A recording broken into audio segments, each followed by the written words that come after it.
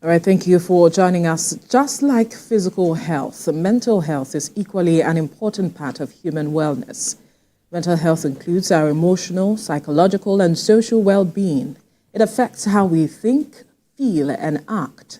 As such, a multi-award-winning broadcaster, investigative journalist, and social entrepreneur, Ejiro Umukoro, has written a fiction on mental health titled Distortion. Distortion is based on real-life incidents encountered in her investigative series into domestic violence and broken boys, as well as girls trapped under COVID-19, as well as in the course of her career as a media practitioner.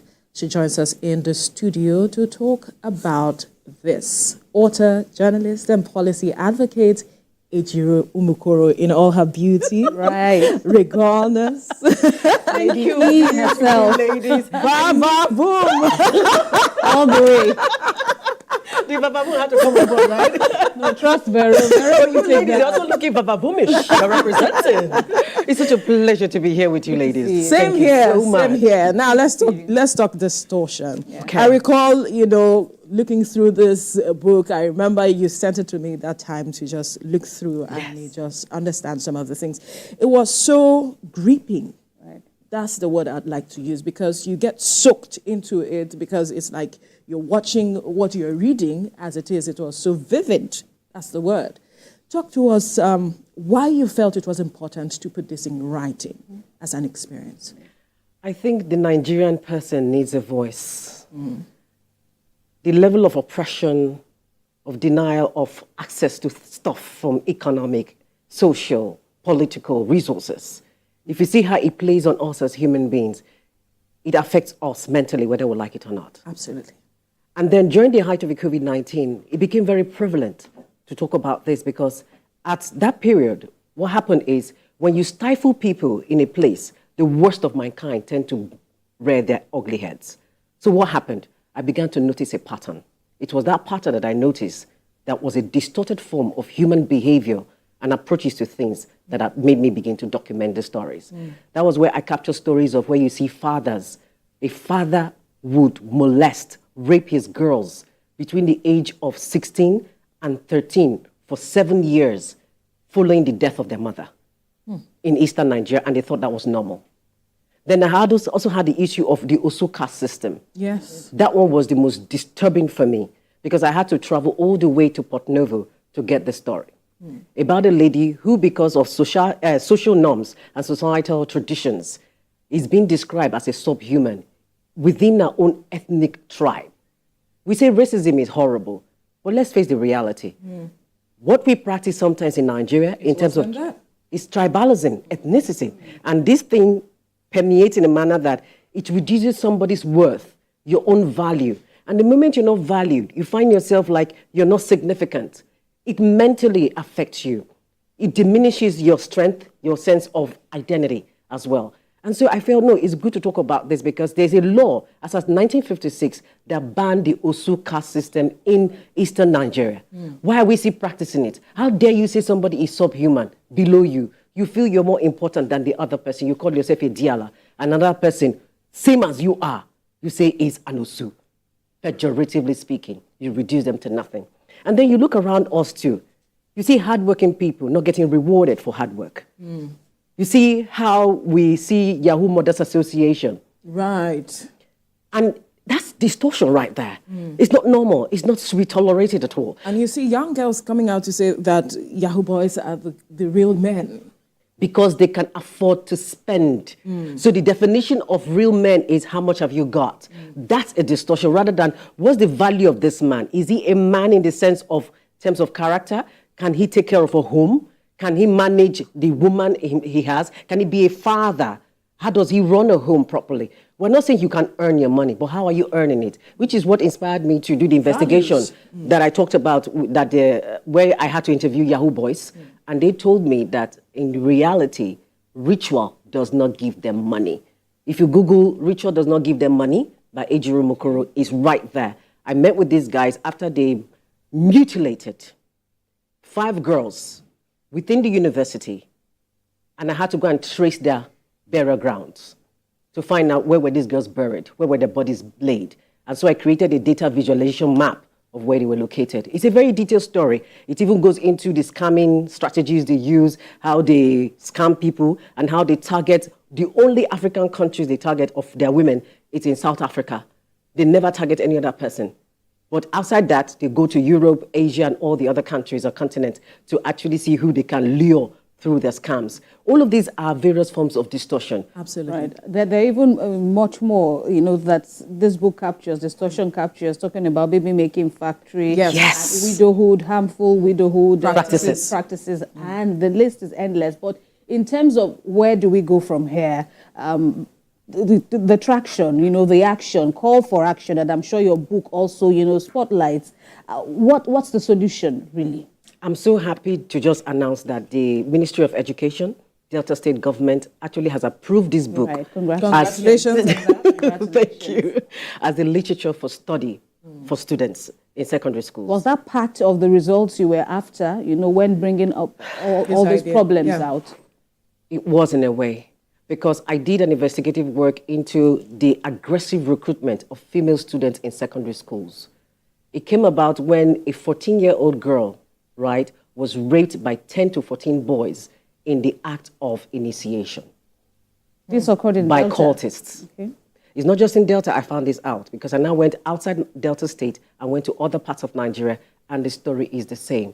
They are recruiting girls as sex slaves because they cannot have it any other way. And it's also a strategy for them to use girls who are also seen as easy virtue in a certain way for prostitution, for going out for recon, if they want to go and steal and stuff like that. And because many parents did not even know that their children were being lured, I'm so happy I work with a number of principals and we're able to save over 150 children from being absorbed into cultism. I work with the anti-agency cults group, and we also discovered that there are many ways children can get out of cultism. And there is a certificate of renunciation, which is handled by the magistrate court. These are processes that parents should be aware of that they're not aware of. And one of the things the book does is show to young people, by the time they read it, that is the power of books. They say if you want to hide secrets, put it in a book. And people who read find these secrets out. And one of the tips I'm giving is to show how children are being lured. You talk about widowhood practices that is happening, how women are dehumanized. That's another form of oppression. That's a distortion, where you think that a woman, because funny enough, the incident there, I was a witness of it, where the woman was put in public and she was shaved physically in front of men and many other eyes looking at her.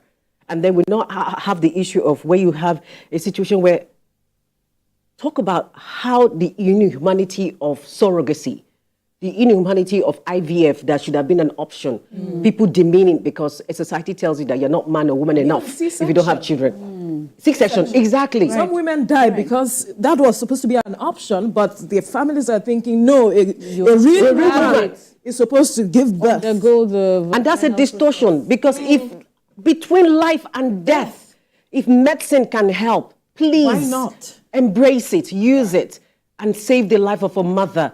Leaving a child in the hands of a father who has no skill set to manage how to raise a little baby, breastfeeding. Now, woman work with that one, more talk PG for yeah. Now, you understand? Now, woman work. A man cannot breastfeed. Right. When it comes to the nurturing, we're not saying men cannot do small baby diaper changing and cooking. We're not saying you shouldn't do that. He will do it. Except he's domesticated right from time. If he's trained as that. And that's how it should be. It's a distortion not to train a man to know how to cook and survive, because all of these chores are called life skills. Absolutely. So it's not because you are waiting to be...